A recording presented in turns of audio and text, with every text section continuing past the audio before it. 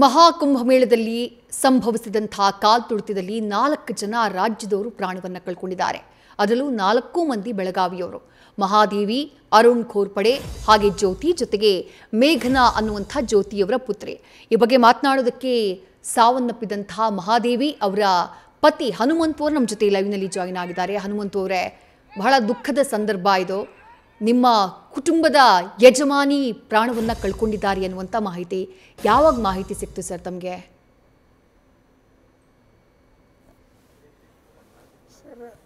Madam ರಾತ್ರಿ ಇದಾದ ಗೊತ್ತಾತ್ರಿ 3:30-4 ಗಂಟೆ ಸುಮಾರಿಗೆ. ಹಾಂ, ಅದು ನನ್ನ ಮಗ ಫೋನ್ ಮಾಡಿದರೆ 4 ಗಂಟೆ ಸುಮಾರಿಗೆ, ಹಾಂ, ಅಪ್ಪಾಜಿ ಹಿಂಗಾಗೈತಿ,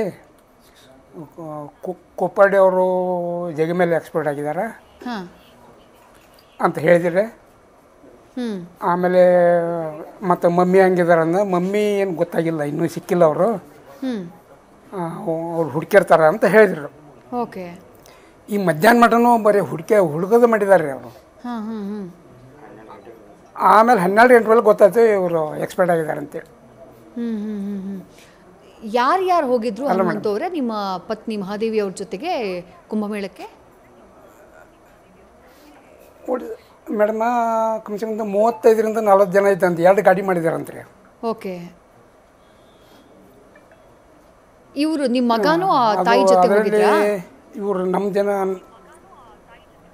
ಇಲ್ಲ ಇಲ್ಲ ಇಲ್ಲ ಮೇಡಮ್, ಒಬ್ಬರೇ ನಮ್ಮ ಹೆಂಡತಿ ಒಬ್ಬರೇ ಹೋಗಿದ್ದಾರೆ. ಹಾಂ ಹಾಂ. ಒಬ್ಬ ಮಗ ಬಾಂಬೆದಾಗ ಇರ್ತಾನೆ ರೀ, ಒಬ್ಬ ಮಗ ಬೆಂಗಳೂರಿಗೆ ಇರ್ತಾನೆ ರೀ. ಓಕೆ. ಇವರು ಮಹಾದೇವಿ ಅವ್ರ ಟೀಮು ಎಷ್ಟು ಗಂಟೆಗೆ ಹೋಗಿ ರೀಚ್ ಆಗಿದ್ದು ಅಲ್ಲಿ ಮಹಾಕುಂಭಮೇಳಕ್ಕೆ? ರೀಚ್ ಆದ್ಮೇಲೆ ಫೋನ್ ಮಾಡಿದ್ರ ನಿಮಗೆ? ಅದು ಬೆಳಿಗ್ಗೆ ರೀಚ್ ಆಗಿದ್ದಾರೆ ನೋಡಿ ಮೇಡಮ್. ಬೆಳಗ್ಗಿನ ಜಾವ ರೀಚ್ ಆಗಿದ್ದಾರೆ ಅವರು. ಹಾಂ. ಅದಾದಮೇಲೆ ಅವರು ಸೀದಾ ಇದಕ್ಕೂ ಕುಂಭಮೇಳಕ್ಕೆ ಹೋಗಿದ್ದಾರೆ ಸ್ನಾನಕ್ಕೆ. ಓಕೆ. ಅಂದರೆ ಇವತ್ತು ನಸುಕಿನ ಜಾವ ರೀಚ್ ಆಗಿರೋದು, ಹೋಗಿರೋದೇ ಇವತ್ತು ಬೆಳಗಿನ ಜಾವ? ಇಲ್ಲ ಮೇಡಮ್, ನಿನ್ನೆ ಬೆಳಗಿನ ಜಾವ. ನಿನ್ನೆ ಬೆಳಗಿನ ಜಾವ ಹೋಗಿದ್ದಾರೆ. ಹಾಂ ಹಾಂ ಹಾಂ ಹಾಂ, ನಿನ್ನೆ ಬೆಳಗಿನ ಜಾವ ಹೋಗಿದ್ದಾರೆ. ಹಾಂ. ಹೋಗಿ ಮುಟ್ಟಿದ ಮೇಲೆ ಸ್ನಾನಕ್ಕೆ ಹೋಗಿದ್ದಾರೆ ಅವರು. ಓಕೆ. ನದಿಗೆ. ಹಾಂ. ಆವಾಗ ಇದೇನು ಗರ್ದಿ ಆಯ್ತಲ್ರಿ ಇದು ಮೇಡಮ್, ಅದು ಧೂಪ್ ನುಕ್ಕಟ ಗರ್ದಿಯಾಗಿ ಅವ್ರಿಗೆ ಕೆಳಗೆ ಬಿದ್ದಾರ. ಹಾಂ ಹಾಂ. ಆವಾಗ ಅವರು ಅರುಣ್ ಅವರು ಜಗ ಮೇಲೆ ಎಕ್ಸ್ಪರ್ಟ್ ಆಗಿದ್ದಾರೆ.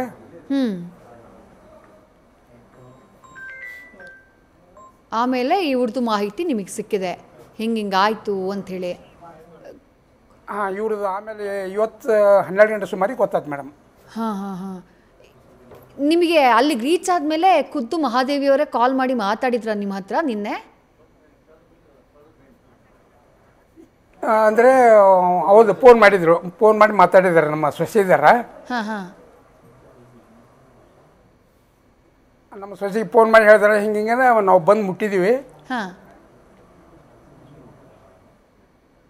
ಹಾಂ, ಮುಟ್ಟಿದ್ವಿ ಅಂತೇಳಿ ಫೋನ್ ಮಾಡಿ ಹೇಳಿದರು ಅವರು. ಈಗ ಸಾವನ್ನಪ್ಪಿರೋ ಬಗ್ಗೆ ನಿಮಗೆ ಅಧಿಕೃತ ಮಾಹಿತಿ ಸಿಕ್ಕಿದೆಯಾ ಸರ್? ನಿಮಗೆ ಕನ್ಫರ್ಮ್ ಮಾಡಿದಾರಾ? ಹೌದು ರೀ ಮೇಡಮ್, ಇದ್ರಾಗೆ ತೋರಿಸಿದ್ರೆ, ವಾಟ್ಸಪ್ ಒಳಗೆ ತೋರಿಸಿದಾರೆ ನೋಡ್ರಿ. ಹೌದಾ? ಇವರು ಜಿಲ್ಲಾಡಳಿತದವ್ರು ಯಾರಾದರೂ ಬಂದ್ರೆ ಸರ್, ಅಧಿಕಾರಿಗಳು ಯಾರಾದರೂ ಬಂದು ಏನಾದರೂ ಇನ್ಫಾರ್ಮೇಷನ್ ಕೊಟ್ರಾ?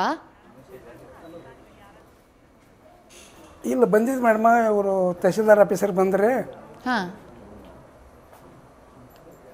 ತಹಸೀಲ್ದಾರ್ ಸರ್ ಬಂದಿದ್ರು. ಹಾಂ. ಆಮೇಲೆ ನಮ್ಮದು ರಾಜು ಶೇಟ್ ಬಂದರು. ಹಾಂ.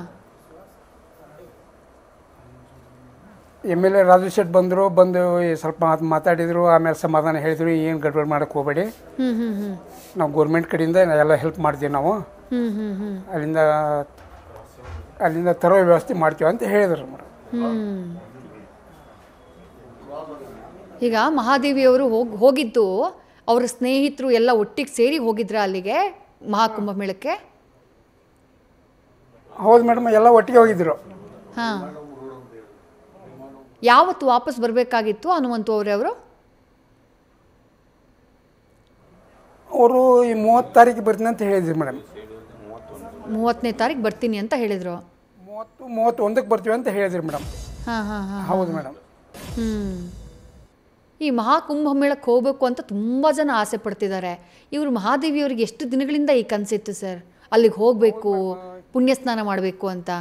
ಇದರಲ್ಲಿ ಹೌದು ಮೇಡಮ್, ಇವಾಗಿಂತ ಈ ರಶ್ ಒಳಗೆ ಹೋಗ್ಬೇಡ ಮೇಡಮ್. ನಿಜ ನಿಜ. ಸ್ವಲ್ಪ ಇದೆಲ್ಲ ಕಮ್ಮಿ ಆದಮೇಲೆ ನಡಿ ಹೋದ್ರೆ ಆಗ್ತಿತ್ತು ಮೇಡಮ್. ಇವ್ರು ಏನು ಗಡ್ಬಿಡ್ ಮಾಡಿಬಿಟ್ರಲ್ಲ. ಹಾಂ ಹಾಂ ಹಾಂ. ಅಂದರೆ ಅವಾಗ ಯಾರು ಹೇಳಿಲ್ವ ಸರ್ ತುಂಬ ರಶ್ ಇರುತ್ತೆ, ಅದು 29ನೇ ತಾರೀಕು ಅಂದರೆ ಬಹಳಷ್ಟು ರಶ್ ಇರುತ್ತೆ ಅಂತ ಯಾರು ಹೇಳಿರಲಿಲ್ವ ಸರ್ ಇನ್ಫಾರ್ಮೇಷನ್ನು? ಹಾಂ ಮೇಡಮ್, ನಮ್ಮ ಸೊಸೆ ಹೇಳಿದಲ್ರಿ ಈಗ ಹೋಗ್ಬೇಡ ಅಂತೇಳಿ. ನನ್ನ ಮುಂದಂತೂ ಒಂದು ಮಾತು ಹೇಳಿಲ್ರಿ. ನನ್ನ ಮುಂದೆ ನಾ ಹಿಂಗೆ ಹೋಗ್ತೀನಿ ಬರ್ತೀನಿ ಅಂತ ನನ್ನ ಮುಂದೆ ಏನು ಹೇಳಿಲ್ಲ, ಮಕ್ಕಳ ಮುಂದೆ ಅಷ್ಟೇ ಹೇಳಿದಾರೆ ಅವರು. ಹಾಂ ಹಾಂ, ನನ್ನ ಮುಂದೆ ಏನು ಹೇಳಿ ಒಂದು ಮಾತು ಸಹಿತ ಹೇಳಿಲ್ಲ ಸರ್ ಮೇಡಮ್ ನನಗೆ. ಹಾಗಾಗಿ ನಿಮಗೆ ಅದು ಗೊತ್ತಿರಲಿಲ್ಲ, ಇಲ್ಲ ಅಂದರೆ ನೀವಾದರೂ ತಡಿಬೋದಾಗಿತ್ತು ಹಿಂಗೆ ರಶ್ ಇರುತ್ತೆ ಅಂತ. ಹೌದು, ಒಂದು ಮಾತು ಹೇಳ್ತಿದ್ದೆ ನಾನು, ಈಗ ಬೇಡ ಮತ್ತೆ ನಡಿ ಯಾವಾಗ ಹೋಗೋಣ ಅಂತ ಹೇಳ್ತಾ ಇದ್ದೆ ಮೇಡಮ್ ನಾನು. ಈಗ ಹನುಮಂತವ್ರೆ, ಈಗ ಅವ್ರ ಜೊತೆಗೆ ಹೋದವ್ರದ್ದು ಬೇರೆ ಯಾರಾದರೂ ನಿಮ್ಗೆ ಕಾಲ್ ಮಾಡಿದ್ರು ಅವ್ರ ಜೊತೆಗಿದ್ದವರು? ಇಲ್ಲ ಮೇಡಮ್, ಯಾರು ಫೋನ್ ಮಾಡಿಲ್ಲ ನಮಗೆ. ನಿಮ್ಮ ಮನೆಯವ್ರನ್ನ ಯಾರೂ ಸಂಪರ್ಕ ಮಾಡಿಲ್ವಾ ಇನ್ನು? ಇಲ್ಲ, ಆಗೈತೆ ಮೇಡಮ್. ನನ್ನ ಮಕ್ಕಳು ಬಾಂಬೆಗೆ ಒಬ್ಬ ದೊಡ್ಡ ಮಗ, ಹಾಂ, ಅವನಿಗೆ ಆಗೈತಿ, ಮತ್ತು ಸಣ್ಣ ಮಗ ಬೆಂಗಳೂರಿಗೆ ಇರ್ತಾನೆ, ಅವನಿಗೆ ಗೊತ್ತಾಗೈತಿ. ಈಗ ಬರ್ತಾ ಇದ್ದಾನೆ ಸಣ್ಣ ಮಗ ಬರ್ತಾ ಇದ್ದಾನೆ ಮನೆಗೆ. ಈಗ ಮುಂದಿದ್ದು ಏನು ಎಂತ ಅಂತ ಯಾರಾದರೂ ಹೇಳಿದ್ರ ನಿಮಗೆ? ಬರ್ತಾ ಇದ್ದಾನೆ. ತಹಶೀಲ್ದಾರು ಅಥವಾ ಜಿಲ್ಲಾಧಿಕಾರಿಗಳು ಏನಾದರೂ ಮಾಹಿತಿ ಕೊಟ್ರ? ಈಗ ಅಲ್ಲಿಂದ ದೇಹನ ತಗೊಂಬರ್ಬೇಕು, ಅದ್ರ ಬಗ್ಗೆ ಏನಾದರೂ ಮಾಹಿತಿ ಹೇಳಿದ್ರೆ ಸರ್? ಹಾಂ, ಹೇಳಿದ್ರು ಮೇಡಮ್, ಹೇಳಿದ್ದಾರೆ ಅವರು. ಹಾಂ, ನಾವು ಗೌರ್ಮೆಂಟ್ ಕಡೆಯಿಂದ ನಾವೆಲ್ಲ ಏನು ಮಾಡೋದು ಮಾಡ್ತೀವಿ ನಾವು. ನೀವೇನು ಭಯ ಪಡಕ್ಕೆ ಹೋಗ್ಬೇಡ್ರಿ, ಧೈರ್ಯದಿಂದ ಇರ್ರಿ ಅಂತ ಸಮಾಧಾನ ಹೇಳಿದರು ರಾಜು ಶೆಟ್ಟಿ ಅವರು. ಮಹಾದೇವಿಯವರಿಗೆ ನಿಮ್ಮ ಪತ್ನಿಗೆ ಎಷ್ಟು ವರ್ಷ ವಯಸ್ಸಾಗಿತ್ತು ಸರ್? ಮೇಡಮ್ 48 ವರ್ಷ. 48 ವರ್ಷ. ಈ ಹಿಂದೆ ಆ ಥರ ಅವರು ದೇವಸ್ಥಾನಗಳಿಗೆ, ಉತ್ತರ ಭಾರತಕ್ಕೆ, ಈ ತೀರ್ಥಕ್ಷೇತ್ರಗಳಿಗೆ ಹೋಗಿದ್ದಿದೆಯಾ ಸರ್? ಹೋಗಿದ್ವಿ ಮೇಡಮ್, ಇದಕ್ಕೆ ಹೋಗಿದ್ವಿ ನಾವು, ಅಯೋಧ್ಯೆಗೆ ಹೋಗಿ ಬಂದ್ವಿ. ಹಾಂ, ಆಮೇಲೆ ಜಮ್ಮು ಕಾಶ್ಮೀರ, ಮತ್ತು ಇನ್ನೊಂದು ಯಾವುದಾದ್ರು ನೋಡಿ ಲಾಸ್ಟಿಗೆ ಒಂದು ದೇವಸ್ಥಾನ, ವೈಷ್ಣೋದೇವಿ ದೇವಸ್ಥಾನ ಮೋಸ್ಟ್ಲಿ, ಅಲ್ಲಿ ಹೋಗಿ ಬಂದಾರೆ. ಹಾಂ ಹಾಂ, ವೈಷ್ಣೋದೇವಿ. ಆಮೇಲೆ ಇನ್ನೊಂದು ಯಾವುದು ಶಿವಲಿಂಗ ಐತಲ್ರಿ, ಯಾವ್ದು ಲಾಸ್ಟ್? ಅಮರನಾಥನ? ಅಮರನಾಥ. ಹಾಂ ಹಾಂ, ಅಮರನಾಥಕ್ಕೆ ಹೋಗಿ ಬಂದರು. ಯಾವ ಪುಣ್ಯಕ್ಷೇತ್ರಕ್ಕೆ ಹೋದಾಗಲೂ ಏನೂ ಆಗಲಿಲ್ಲ, ದೇವರು ಹರಿಸಿದ್ರು. ಇದು ಹೀಗಾಗ್ಬಿಡ್ತಲ್ಲ ಅಂಥೇಳಿ ಹನುಮಂತು ಅವರೇ. ಹೌದು ಮೇಡಮ್, ಹೌದು ಮೇಡಮ್, ಭಾಳ ದುಃಖ ಆಯ್ತು. ಮಕ್ಕಳದು ಇನ್ನೂ ಮದುವೆ ಆಗಿಲ್ಲ, ಮುಂದಿನ ವರ್ಷ ಮದುವೆ ಮಾಡ್ಬೇಕಾಗಿತ್ತು ಅವ್ರದ್ದು. ನಮ್ಮ ಇವರು ಬಂದಿದ್ದು ಸರ್ ಮೇಡಮ್, ನಮ್ಮ ಬೆನ್ಕೆ ಸರ್ ಬಂದಿದ್ದರು.